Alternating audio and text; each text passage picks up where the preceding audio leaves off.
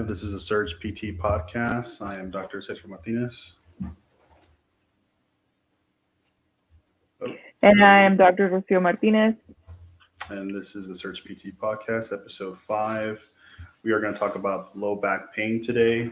And for those of you who are interested in buying an inversion table, you should probably listen to this podcast to see if it's right for you or not.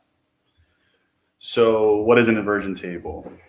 So an inversion table is like a device where it's kind of like a gurney. You lay down and you strap yourself in, and then you just basically go into a Trendelenburg position, which is where you kind of go upside down.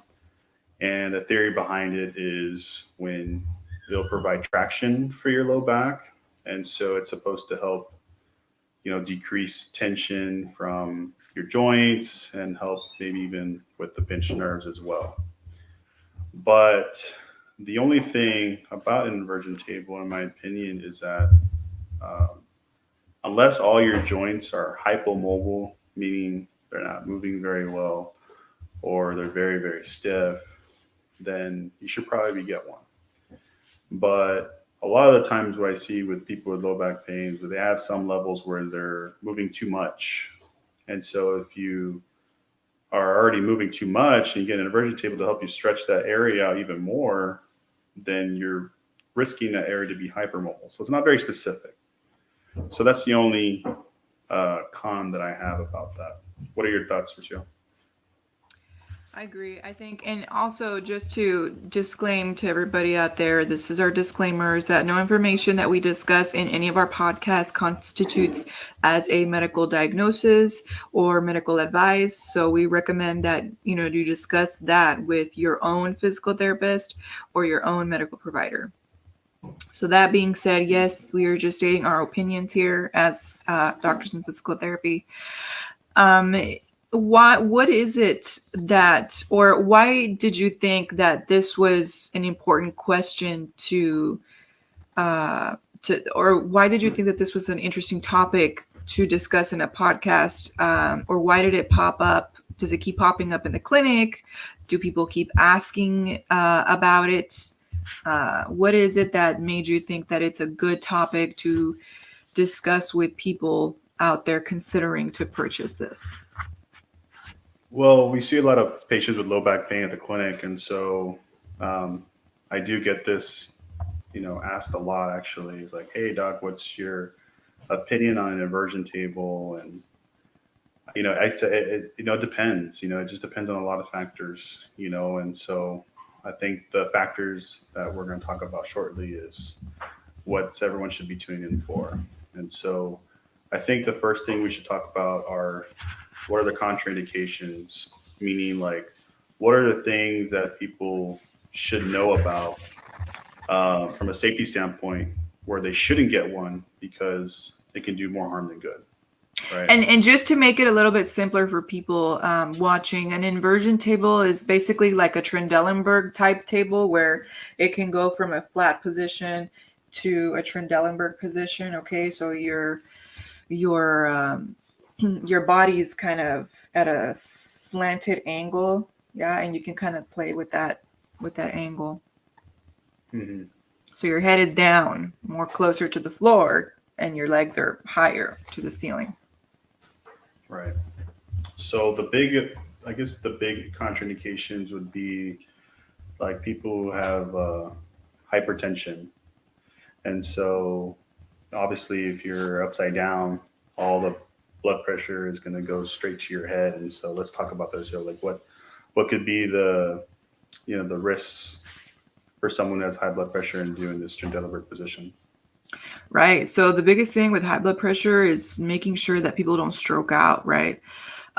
So that's one thing that's one of the major things with high blood pressure is watching that, monitoring that. If you know that you have already a past medical history of high blood pressure or low blood pressure in that matter as well, then make sure you are truly considering that topic with your medical provider, making sure that they have input on that as well, because that would be a major thing is watching out for that risk of stroking out.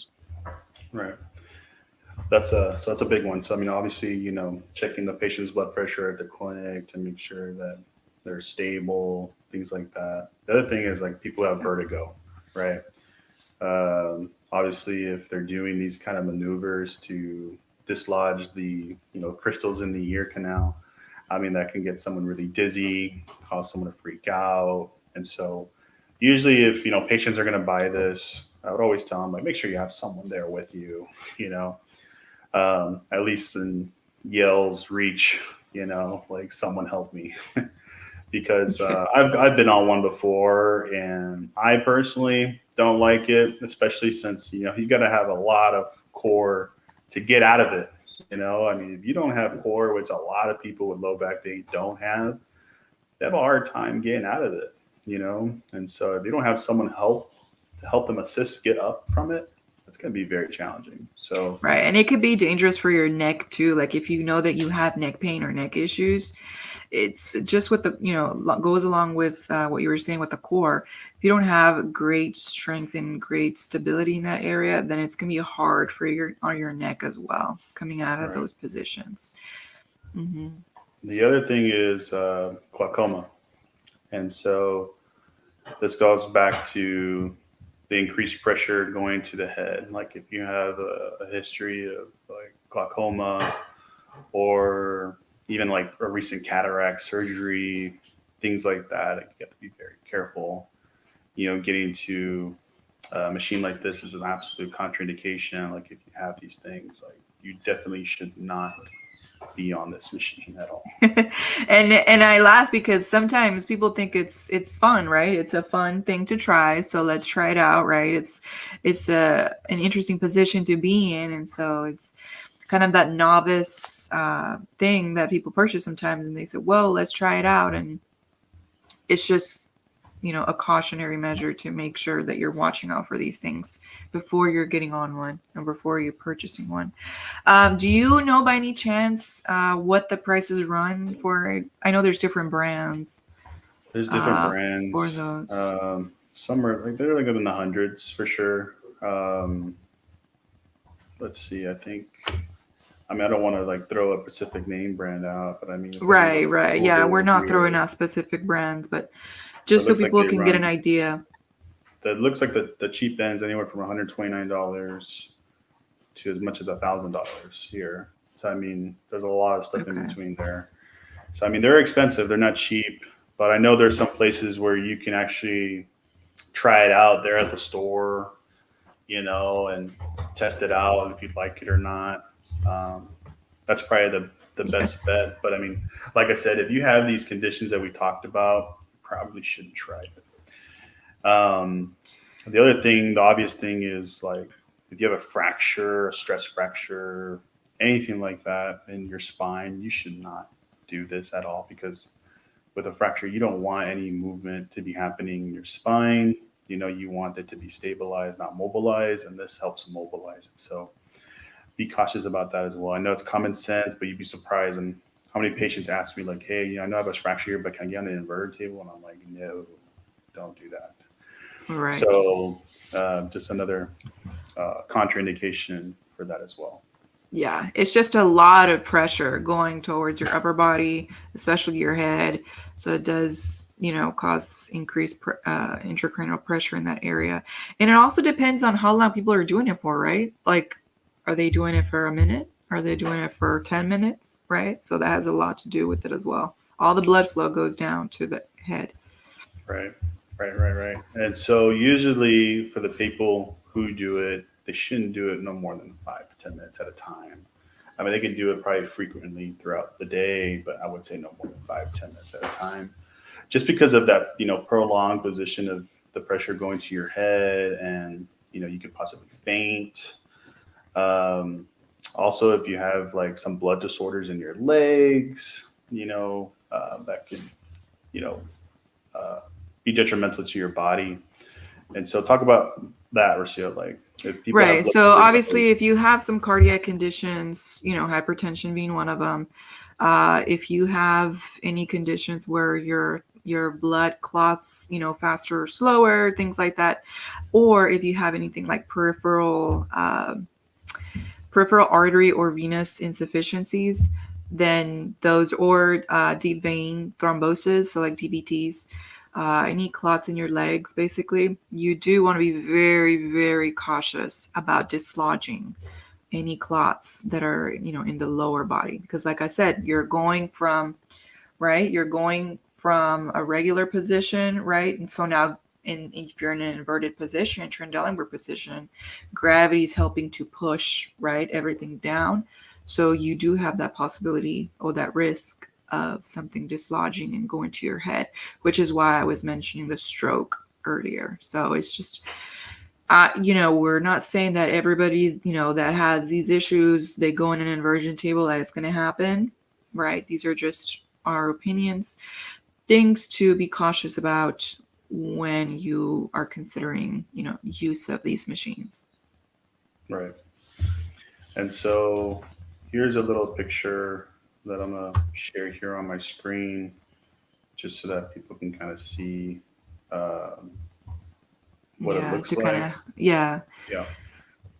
And if it Sure. were, mainly one of, right, our family members or friends, and they had told us about it, right, asked for our opinion, these would be the things that we would let them know, right? So we're trying to take care of our community here by educating to the best of our ability. So this is kind of what an inversion table looks like. Can you see the screen here? Mm-hmm. Yes. Yeah. So, I mean, obviously you would, Can we talk about the pros a little bit? Like what obviously the major pro right. would be for something like this position? So, yeah, I think like with patients with disc herniations or maybe even like stenosis, or just having like a pinched nerve, patients would definitely benefit from a traction table to kind of help decompress their spine. But like I said, the only con is that it's very a generalized stretch. It's not specific on what it's Right. stretching, right? So I mean, it's like Right. it's getting everything. It's a shotgun approach. Like there's always going to be an area in your spine where it's moving too much, and so you're just going to be basically making that segment move more than it should, right? And Right. so, I mean, if you're doing this for a few minutes at a time, then there should be no serious harm as long as you have no contraindications, of course, right? I know patients that have these things and some swear by them. So I mean, I'm not like bashing inversion tables, where I would say I would recommend it. I'm just telling you, I'm kind of 50-50. I'm like, 50% of the time it helps and 50% of the time it doesn't. So it's kind of like flipping a coin here. It's not going to be the problem solver for your pain, but it definitely will help, decrease your symptoms for sure if you are having some low back pain or stiffness, in your low back for sure. Right. And it also depends also on the weight of the patient, right? So if there's people that have less weight, there might be a different effect, right? Rather than someone who has more of an increased weight in their body. So Right. another thing to consider. So as you can see how this gentleman here in this picture is, obviously upside down here, but I mean, this is a fit individual, right? So, I mean, I'm pretty sure this guy can do a crunch easily, but with the patients that we see, a lot of them are not so fit. And so doing a sit up in that position is very challenging. Right. So that's why I say, I recommend patients always having someone on there and standby to help you with an handheld assistance or something like that, just to help you get out of it. Because it can be tricky. It can be, like I said, I've been on it before, and it could be tricky. Just imagine, I mean, the way the arrow is pointing downwards, that's kind of so gravity is pushing down when you're in that position. So you're essentially working against your own body weight and plus gravity's weight to come out of it. So it's extra hard to be coming out of that position. Right. So, I mean, like I said, we're not totally against it. We're just not totally for it either. I would definitely, before purchasing one, always speak to your medical doctor or your physical therapist prior to purchasing one. So they can do a thorough assessment on your spine to make sure that it's appropriate for you, whether that be x-rays, MRIs, or just general palpation. And what do I mean by palpation? I mean like having a therapist actually like put his hands on your spine and assess each segment of your spine to see if Right. one is moving too much or they're not moving well at all, and so and also to go over the questions like, hey, do you have glaucoma? Hey, do you have hypertension? Hey, do you have this? Like, making sure you get screened before purchasing something like this because of the possible, detrimental effects that it can cause someone. Absolutely. 100% agree. Right. And so, there's obviously a bunch of brands out there. And so, definitely look at the pros and cons for each one. I know everyone looks at the price tag first, right? But sometimes you get what you pay for. I'm a big believer in that. And so, just make sure you do your research. Don't just pick the one that has the lowest price tag and go with that. Make sure if you can get one that has like some type of assistance to help you sit up, if you're by yourself, get that one. Okay. Because these are not easy to get out of. But, anyway, that's all I have to say about inversion tables and low back pain. I hope you all enjoyed this podcast. This is yours truly, Dr. Sergio Martinez and Dr. Rocio Martinez, and we are tuning out. Thank you, guys. Thank you.